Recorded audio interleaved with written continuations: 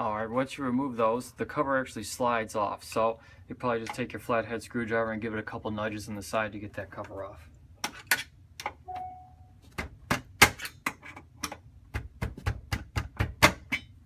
Alright.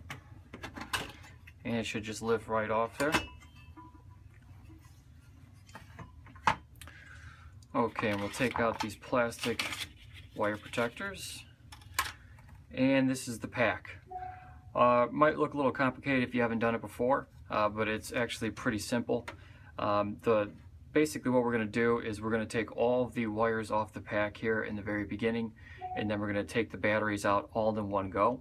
I have included a diagram in this actual description for you that you can take a look at if you get confused. It shows you basically how the batteries are placed in there, positive, negative, facing, everything you would need to know if you started from scratch without any batteries whatsoever. So don't freak out there. Alright, so the first thing we're going to do is we're going to start taking the wires off here. I'm going to remove this one here first.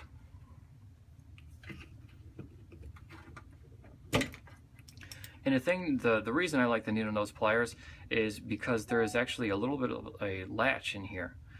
So if you squeeze it right here, it releases that latch and makes it a lot easier to pull off the terminals of the battery, and it'll actually keep it intact much better than actually straining to pull it off there. So when you put your replacement batteries in, they'll fit nice and snug for you.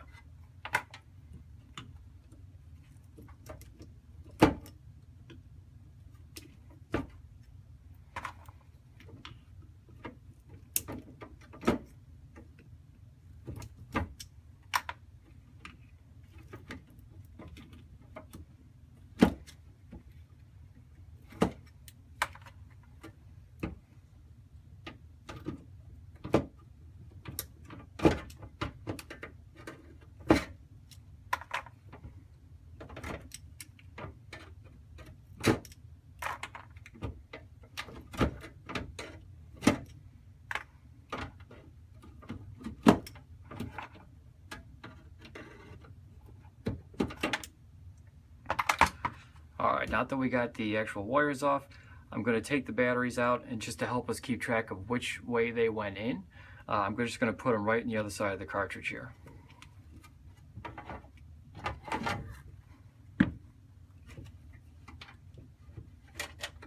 Make sure you keep a hold of these spacers because we're going to be reusing those.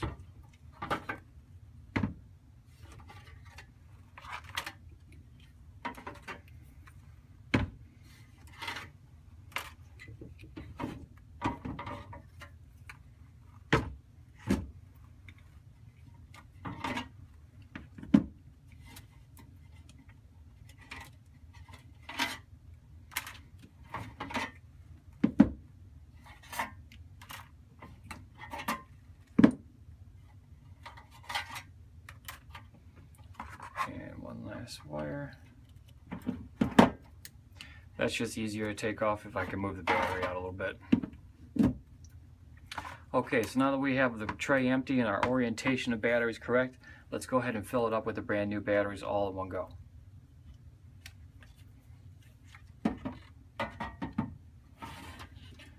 And I just connect this one wire here.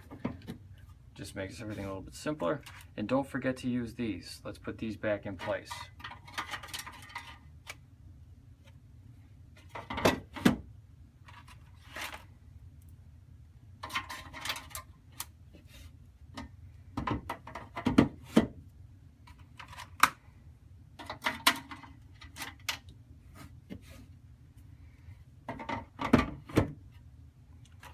Alright, so once the first set of 4 is in, I'm going to go ahead and start over here at the farther side because the battery actually kind of goes in here. Whoops.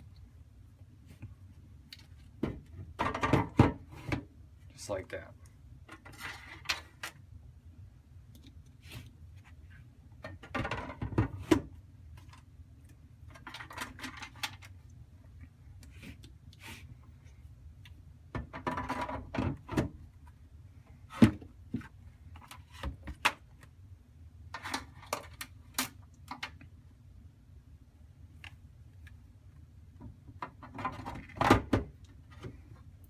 Alright, that's going to be our last one, and you want to have a little space left in between here. This is where this gray wire is going to sit, the extra slack from it. Alright, so what we're going to do here is we're just going to wire it back up exactly the way we took it off. The wire I like to start with is going to be this one. It has the linkable fuse in there. So we'll put that on first.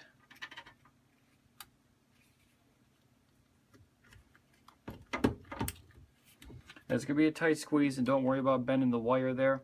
It's soldered directly to the board, so you won't sever any connection. And then I'm just going to finish off the wiring on this side here, and that's going to be all of the long pieces here to make the connection from positive to negative.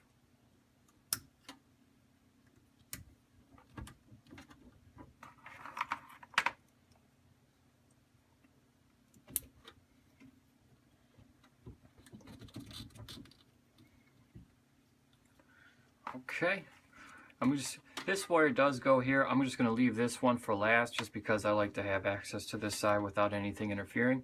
So let's go ahead and wire up the other side, and it's going to be all of these bent connectors, again, to make that positive negative connection on this side. Like I said, you do have that diagram available. It's going to be in the description there. Make sure you use that. If you're confused or have any doubts or anything like that, go ahead and pause the video or take a look at that diagram to make sure you're wiring it up right.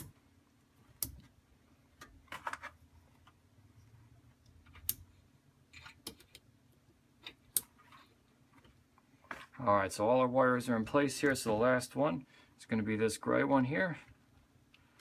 Go ahead and put that down. Make our last connection. And there you go. RBC44, at least one of the cartridges, there's two included in the RBC44, is ready to go. And that didn't take long at all. Even if you're a novice at this, like I said, is going to be one of the easier replacement battery kits to get started on, that's for sure. So we're going to put on our black wire protectors here, just like it came out of the pack. And we're going to put our cover on. Cover sometimes is tricky. If you have a warped unit or something that's been in service for far too many years, got heated up and warped, you're going to want to make sure that these line up with the holes in the side.